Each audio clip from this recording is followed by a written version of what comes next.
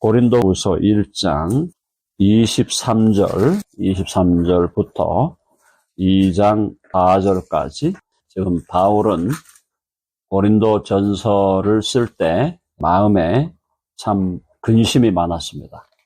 교회가 왜 이렇게 무너지는가? 무너진다고 생각했죠, 바울은요. 그래서 마음에 너무나 큰 근심이 있었기 때문에 고린도 전서에서 바울은 때때로 강한 어조로 말씀을 했습니다. 뭐라 그랬습니까? 쫓아내라. 교회에 어찌 그런 사람을 두고 교회가 그리스도의 공동체라고 할 수 있겠냐. 쫓아내라 그랬죠. 쫓아내라 그랬어요. 쫓아낼 때 그래도 그 사람의 영혼은 하나님이 구원하실 것이다. 그의 육체는 하나님이 분명히 심판하실 것이다. 그런 얘기를 할 때 바울도 결국은 우리가 이렇게 바울을 보면 굉장히 전략가고 굉장히 어떻게 보면 좀 냉정하게 보이는 좀 이렇게 지성주의 쪽으로 가는 분 같은데 오늘 여기 읽어보면은 바울의 마음이 굉장히 여리다라는 걸 우리는 느끼게 됩니다. 그러니까 바울은 지성과 감성이 굉장히 주님 안에서 활발하였다. 양쪽이 다. 지성으로 보면은 뭐 최고의 엘리트였지만은 감성으로 볼 때도 생각보다 차갑거나 또 냉정한 분이 아니고 그리스도의 마음으로 특별히 그 연약한 성도들에 대해서 근심과 또 걱정하는 마음이 컸다라는 것을 보여주고 있습니다. 그 말은 그의 마음이 예수님 믿기 전에는 포악한 사람이었어요. 아주 폭력적인 사람이었어요. 예수 믿기 전에는 자기가 옳기 때문에 자기가 옳은 것을 확실하게 실천하려고 정말 무자비하게 그렇게 칼을 휘둘렀던 사람이지만 예수님을 믿고 나서 그의 마음은 온유하고 겸손한 마음으로 아주 따뜻한 마음으로 그의 마음이 변했다는 걸 우리는 여기서 볼 수 있게 됩니다. 자, 왜 그런가 한번 볼게요. 23절 보면 내가 내 목숨을 걸고 바울이 목숨을 걸고 하나님을 불러 증언하시게 하노니 하나님이 내 증인이시다. 참 이 말을 하기 어렵죠. 하나님이 나의 증인이시다라고 하려면 정말 그 마음의 양심의 거리낌이 정말 없어야 되잖아요. 그래서 하나님을 나의 증인으로 내가 내세울 수 있을 정도다. 근데 내가 다시 고린도에 가지 아니했다. 아직 안 간 거라는 거죠. 편지는 썼지만 안 갔다. 그것은 너희를 아끼려 함이라. 이게 무슨 얘기인가 하면 내가 현장에 도착하면 여러 가지 힘든 일이 벌어진다는 겁니다. 또 얼굴을 붉게할 수도 있고 또 교회에서 어떤 문제를 일으킨 사람하고 직면하다 보면 원하지 않는 그런 고통을 자기도 경험하고 교회도 경험하는. 그래서 자기가 일단 너희들에게 직접 가는 것을 절제했다라는 거죠. 그것은 너희를 아끼려 함이라. 바울이 그들을 아끼는 마음이 있었기 때문에 당장 가서 혼내주고 싶은 마음이 있었겠지만은 가지 않았다라는 겁니다. 쉽지 않은 거죠. 교회를 세우고 고린도 교회를 세우고 그곳에 복음을 씨앗을 뿌렸고 이때 사도라는 것은 단순한 목회자가 아니거든요. 오늘날의 목회자와 사도는 다릅니다. 무슨 뜻인가 하면은 그 당시에 사도라는 것은 사실은 엄청난 권위가 있는 거예요. 죽이고 살리는 권위가 있는 겁니다. 사실은요. 그러니까 지금 그의 권위와 권세를 휘두를 수 있는 상황인데 교회가 문제가 있으니까 그런데도 그걸 자신이 절제하면서 그들에게 권면하는 편지를 써서 그 편지를 가지고 그들이 스스로 문제를 해결하면서 스스로 일어나 서기를 기다렸다. 부모의 마음이죠. 부모의 마음. 자녀가 잘못되는 걸 볼 때 가서 당장 회초리를 들고 막 몽둥이를 들고 싶지만 한 번, 두 번 더 참아 보는 겁니다. 그게 부모의 마음이죠.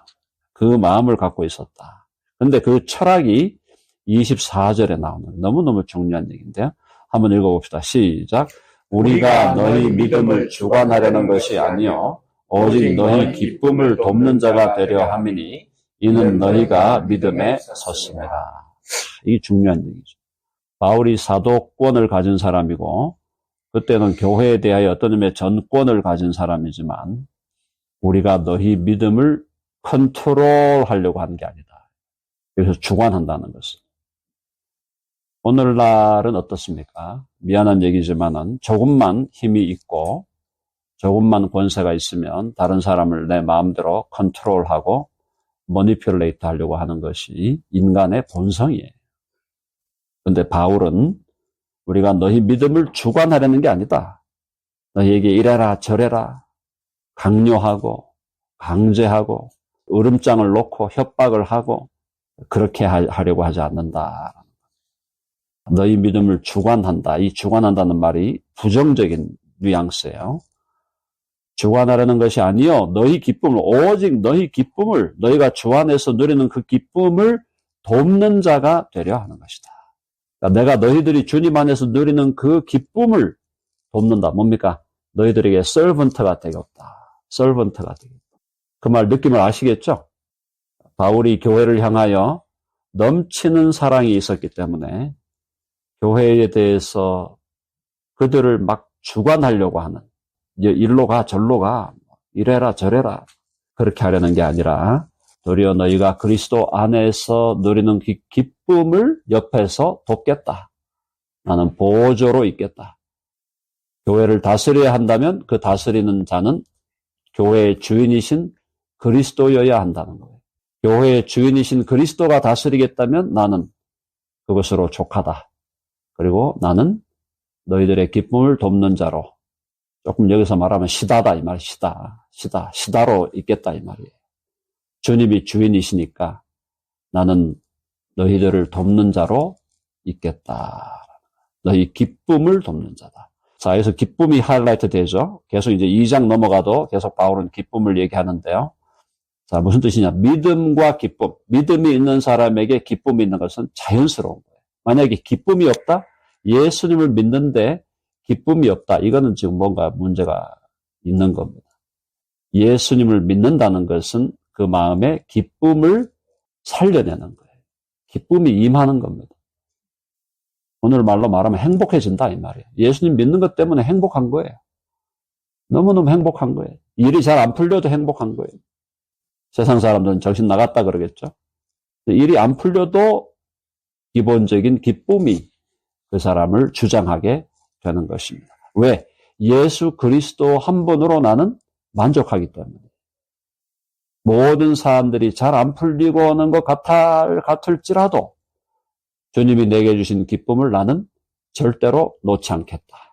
절대로 놓지 않겠다. 그건 왜? 주님만으로 나는 만족하기 때문이에요.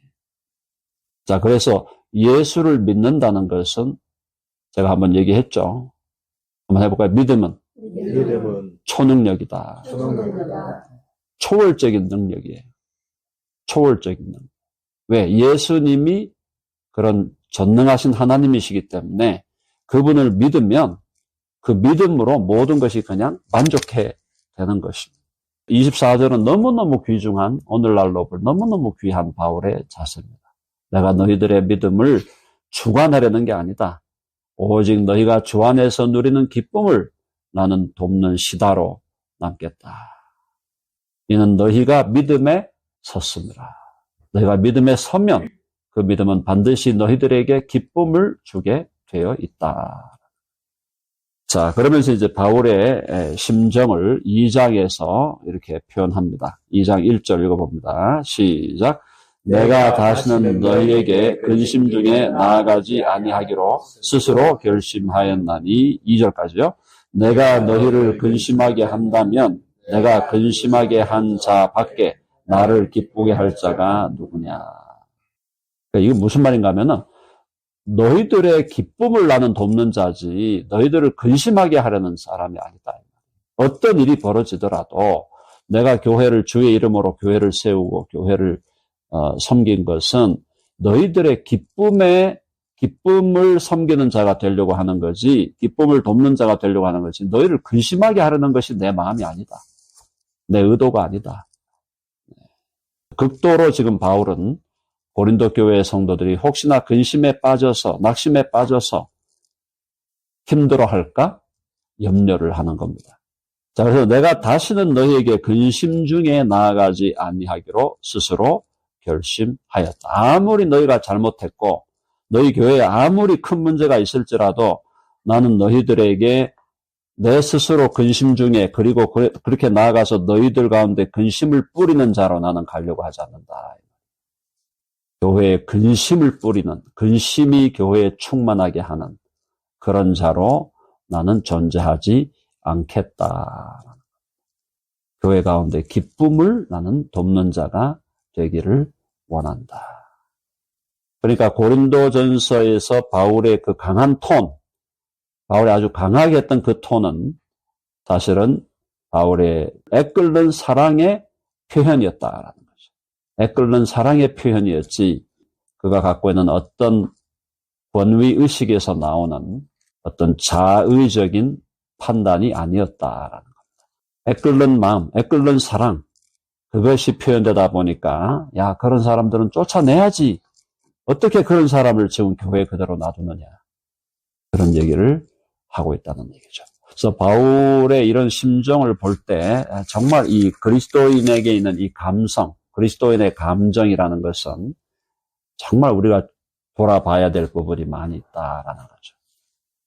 우리는 정말 냉철한 이성과 지성을 소유한 그리스도인들이지만 우리의 마음만큼은 뜨거워야 된다. 애끓는 심정이 있어야 된다는 거예요. 마음이 냉랭하다, 문제가 심각한 거죠. 냉랭할 수가 없어요. 예수님을 믿는데 어떻게 냉랭합니까? 예수님이 어떤 분이었는데요? 예루살렘을 향하여 우시면서 예루살렘아 예루살렘, 암탉이 병아리를 품으려고 하듯이 내가 너희를 얼마나 품으려고 했느냐. 그러나 너희가 나를 위하여 울지 말고 예루살렘을 위하여 울어라.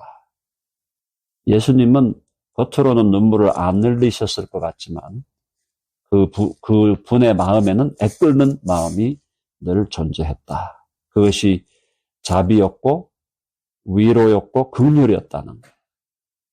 자, 그래서 왜 근심하는 게 나쁘냐? 내가 너희를 근심하게 한다면, 교회 공동체를 근심하게 한다면 내가 화를 내고 내가 무슨 인간적인 어떤 권위를 막 내세우고 그렇게 해서 너희를 근심하게 한다면 내가 근심하게 한 자 밖에 나를 기쁘게 할 자가 누구냐. 그러니까 내가 근심하게 한 자 밖에, 그 말은 뭐냐면은 내가 막 근심을 해가지고 막 주장을 해가지고 결국 어떤 사람을 솎아냈다고 하면은 그 솎아낸 그 사람들만, 그 사람들만 내게 기쁨이 될 뿐이다. 그 말 이해되시죠? 나는 그렇게 하고 싶지 않다. 나는 너희 공동체 모두가 주 안에서 기쁨을 누리기를 원한다. 비록 삶에 있어서 문제가 있고 여러 가지 윤리적인 문제들을 너희들이 드러냈지만 한 사람에 대해서 잘못한 자들을 쫓아내는 것까지 바울이 사실은 요구하고 그렇게 해서 교회의 거룩을 지키고 교회가 더 든든하게 서기를 요구했지만 바울은 그럼에도 불구하고 교회 전체 공동체가 주 안에서 기쁨을 계속 누리고 유지하기를 원한다라는 걸 바울이 여기서 천명하고 있습니다. 자, 그래서 3절 보니까요. 3절 다 같이 읽어봅시다. 시작. 내가 이같이 쓴 것은 내가 갈 때에 마땅히 나를 기쁘게 할 자로부터 도리어 근심을 얻을까 염려하며 또 너희 모두에 대한 나의 기쁨이 너희 모두의 기쁨인 줄 확신함이로라. 다시 무슨 말인가 보시면 내가 이같이 쓴 것은, 자, 내가 지금 이렇게 지금 쓰고 있는 것은 너희들에게 화를 내거나 분노하거나 이렇게 하지 아니하고 너희들에게 정말 기쁨, 너희들이 주 안에 있는 기쁨을 돕는 자가 되려고 하는 그것은 내가 혹시 다시 가게 되더라도 내가 갈 때에 마땅히 나를 기쁘게 할 자로부터, 여기서 기쁘게 할 자는 공동체입니다. 공동체. 교회 공동체로부터 도리어 근심을 얻을까 염려합니다. 그러니까 교회 공동체가 기쁨 가운데 있을 때 나는 기쁘다라는 얘기를 하고 있는 거예요. 그래서 내가 너희의 믿음을 나는 컨트롤하는 사람이 아니고 나는 너희 믿음과 너희 기쁨을 돕는 자로 존재할 것이다. 그것이 나의 진심이다. 그래서 혹시라도 내가 다시 너희 교회를 방문하게 되면 그때는 너희 공동체가 고린도 교회 공동체가 기쁨의 공동체로 계속 존재하므로 내가 근심하지 않게 되기를 바란다. 교회에 대한 사랑을 바울이 아주 깊이 있게 지금 표현을 하고 있습니다. 또 너희 모두에 대한 나의 기쁨, 교회 공동체를 향하여 내가 갖고 있는 그 기쁨이 너희 모두의 기쁨이다. 그 말은 뭐야? 서로가 기뻐한다는 거죠. 서로 기뻐한다. 한번 해봅시다. 서로 기뻐하는 공동체. 그렇죠? 서로 기뻐하는 거예요. 나도 우리 지체들을 위해서 기뻐하고 지체들도 나를 기뻐하는, 서로 기뻐하라. 참 좋은 말이죠? 서로 기뻐하라.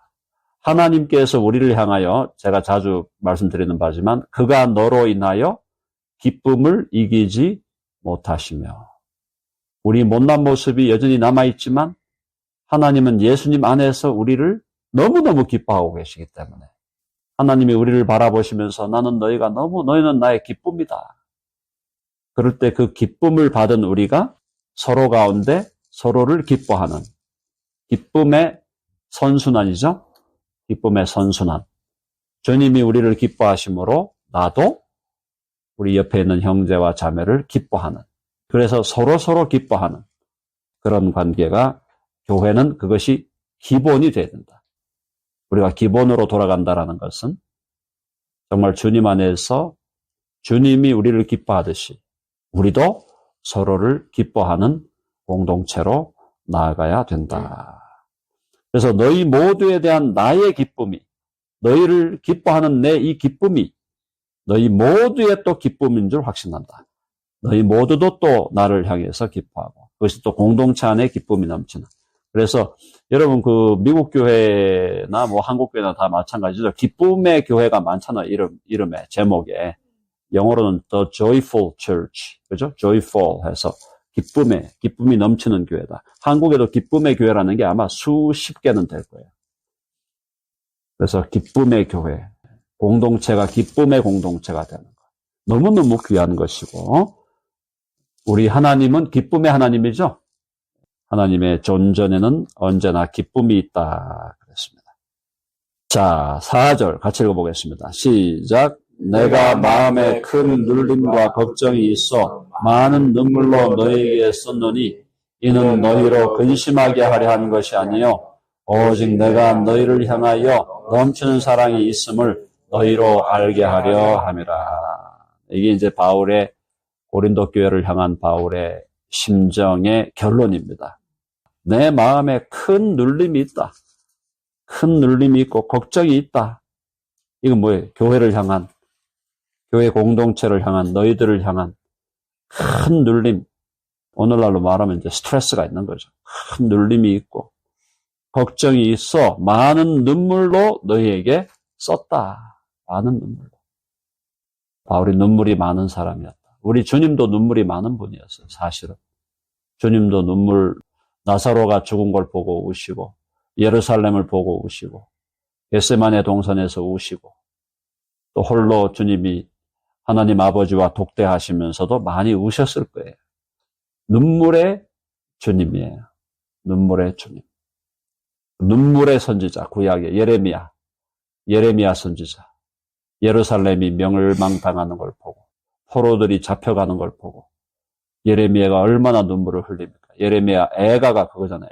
애가라는 게 눈물의 노래 아닙니까? 예레미야의 눈물의 노래, 예수님의 눈물의 기도, 바울의 눈물의 편지. 그래서 많은 눈물로 너에게 썼노니, 자, 그 이유는 너희로 근심하게 하려는 게 목적이 아니다. 너희 마음에 트러블을 주려고 하고 너희 마음에 막 그냥 곤란함을 느끼게 하려고 두려움과 공포를 느끼게 하려고 한 게 아니라 오직 내가 너희를 향하여 넘치는 사랑이 있음을 너희로 알게 하려 함이라. 자, 한번 해보세요. 사랑은 눈물이다. 눈물이에요. 눈물. 참된 의미에서 눈물을 흘릴 때, 내가 누구를 사랑한다는 것은 그 사랑하는 사람을 위하여 눈물을 흘리는 거예요. 애끓는 심정으로 그를 위하여 기도하고, 그에게 어드바이스를 줄 때도 눈물의 심정으로 어드바이스를 주고, 그를 권면할 때도 눈물로 권면하고, 설교할 때도 눈물로 설교하고. 그것이 사랑. 사랑과 눈물은 같이 있는 겁니다. 그래서 바울의 눈물, 우리 바울 형님의 이 눈물을 우리가 기억하면서 우리 주님의 눈물을 또 기억하고, 물론 주님이 뭐 계속 눈물만 흘리고 사신 건 아니죠. 주님 항상 주 안에 기쁨이 있으니까. 주 안에, 아버지 안에 기쁨이 있지만 그 기쁨이 다른 사람을 향하여 표현될 때는 그 사람을 향한 사랑, 그 사람을 향한 애처로운 눈물, 그죠? 긍휼과 위로와 자비로 드러난다. 오직 내가 너희를 향하여 넘치는 사랑이 있음을 너희로 알게 하려 함이라. 바울의 이 놀라운 사랑, 우리도 서로를 향하여 서로를 기쁘게 여기고, 두 가지 적용점이 있겠죠? 서로를 기쁘게 여기고, 또 서로를 위하여 눈물로 기도하는, 서로를 향하여 눈물을 가지고 서로를 바라봐주는, 서로를 긍휼히 바라봐주는 그 마음, 그것이 교회의 공동체에 흘러 넘칠 때 교회가 더 성장하고 성숙하게 되는 것이다. 우리 교회, 덴버 드림교회도 계속해서 서로를 기뻐하고 또 서로에게 아쉬운 부분이 있을 때 그걸 지적하기보다는 오히려 그 부분들에 대해서 눈물로 기도하고 눈물로 그들을 바라봐주는 그런 사랑의 공동체가, 우리 공동체가 되어야 할 줄로 믿습니다. 네.